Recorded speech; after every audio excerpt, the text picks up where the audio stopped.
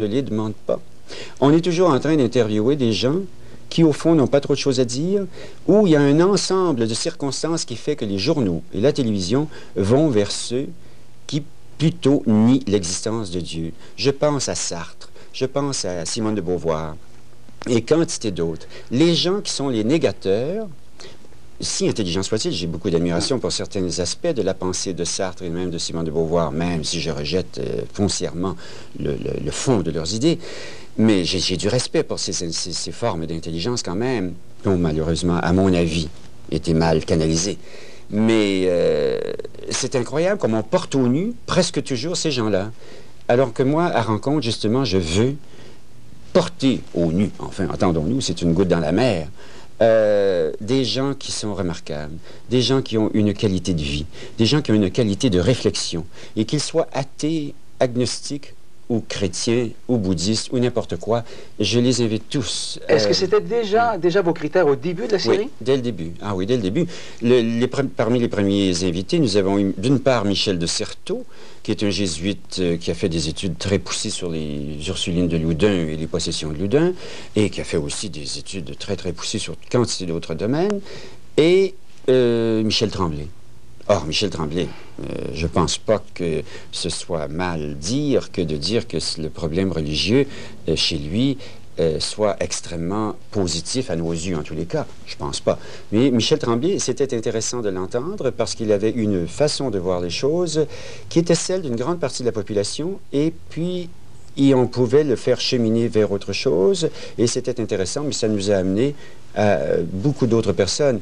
C'est que je crois qu'il faut, quand on est croyant, être capable d'entendre et d'écouter ce que ceux qui ne partagent pas notre foi ont à dire. Surtout, c'est de la télévision d'État, il ne faut pas l'oublier. C'est une émission, c'est pas une émission d'apologétique.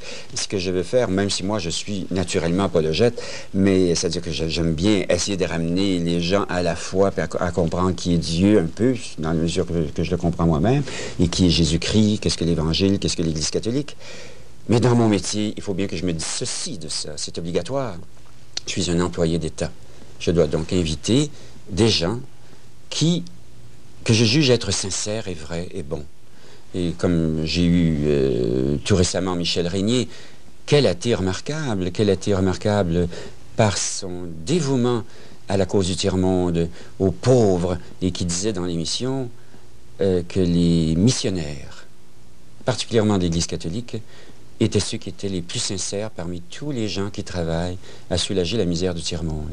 C'est merveilleux dans la bouche d'un athée. Oui.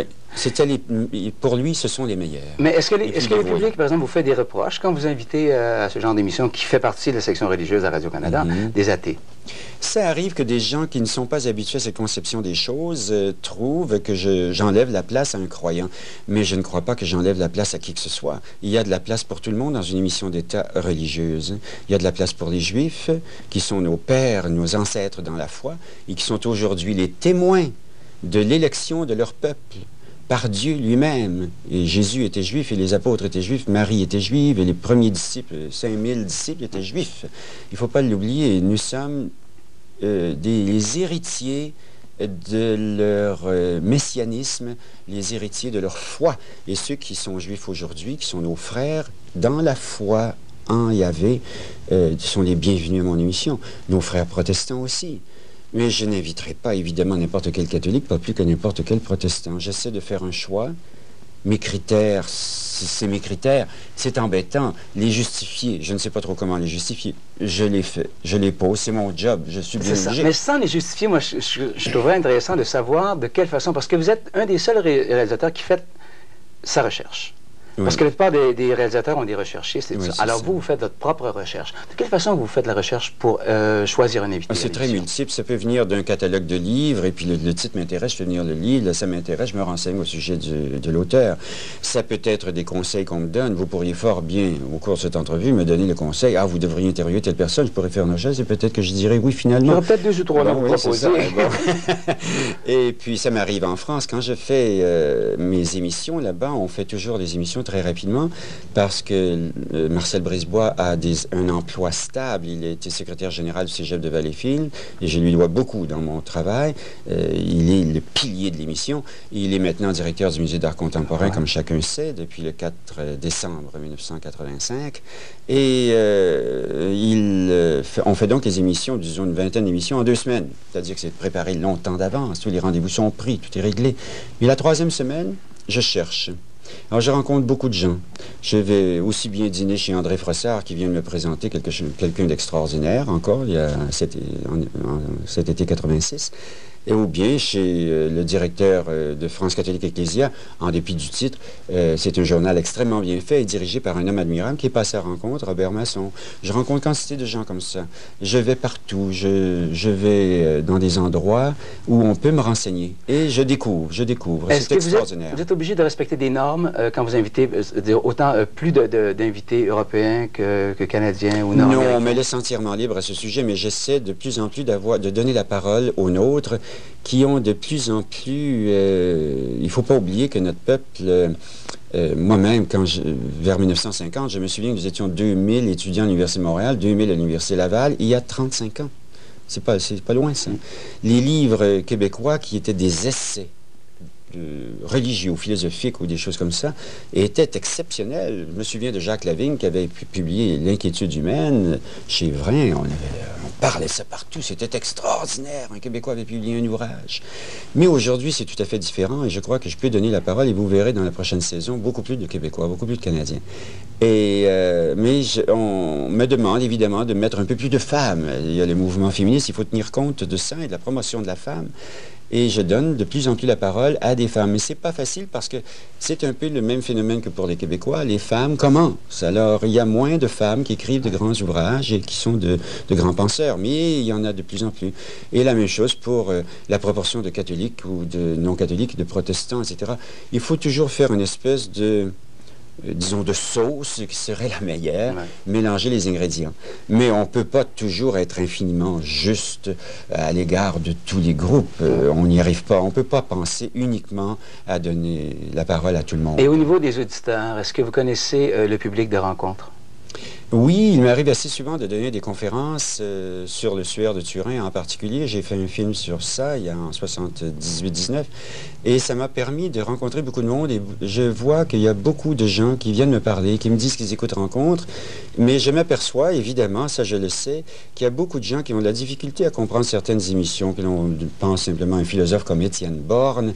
Ça n'est pas facile à écouter et on me permet de faire à Rencontre des émissions que l'on ne tolérerait à peu près pas dans aucune télévision du monde. Nous sommes les seuls au monde, et je le vois bien en France ou en Angleterre ou en Allemagne où je vais, qu'il n'y a pas d'émission comme Rencontre parce que probablement on n'accepterait pas que le réalisateur invite comme ça des gens aussi cérébraux. Mais j'essaie de temporiser en ayant des gens plus directs, aux verbes plus faciles, qui ont une parole plus simple. Alors, on a des gens comme Marie-Hélène Mathieu, qui est une sainte, à mon avis, et qui s'occupe des handicapés et des gens qui sont vraiment malheureux, à l'exemple de Jean Vanier, d'ailleurs. C'est un peu l'équivalent féminin de Jean Vanier en France. Elle vit à Paris, Marie-Hélène Mathieu. Ou bien j'aurai Stan Rogier, ou j'aurai... on a fait une émission d'ailleurs qui va passer bientôt avec le chanoine Jacques Grandmaison. Il y a des gens, je vais taquiner Jacques que je connais bien, son verbe est parfois un peu obscur, il nage un peu dans des idées, il y a tellement d'idées, c'est à foison. Ça bouillonne. Ça bouillonne, mais là on a eu une émission plus claire et puis plus simple et puis très belle, très très belle. Voilà quelqu'un qui dit de choses admirables. Est-ce que le fait d'avoir côtoyé des personnalités aussi riches a changé quelque chose dans votre vie? Oui, beaucoup. Ça m'a fait comprendre que les gens les plus savants, les plus éminents, qui sont membres d'Académie française, membres d'Académie de médecine, membres de toutes sortes de choses, qui sont cardinaux, évêques ou abbés de monastères, plus ils sont vrais avec leurs convictions profondes, et particulièrement les chrétiens. Plus ils sont chrétiens, plus ils sont humbles et simples. Et c'est ce que ça m'a appris le plus, c'est que finalement, les grands hommes sont les hommes les plus ordinaires et les plus directs. Aucune prétention, aucune immodestie. C'est extraordinaire. Ça me bouleverse à chaque fois de voir la simplicité de ces gens-là. La simplicité. Et des gens souvent qui n'ont rien à dire et qui sont complètement insignifiants et qu'heureusement je n'ai pas à interviewer à rencontre, sont d'une telle prétention parce qu'ils ont écrit une petite plaquette ridicule et puis ils s'imaginent être le nombril du monde tout à coup alors qu'on n'est rien dans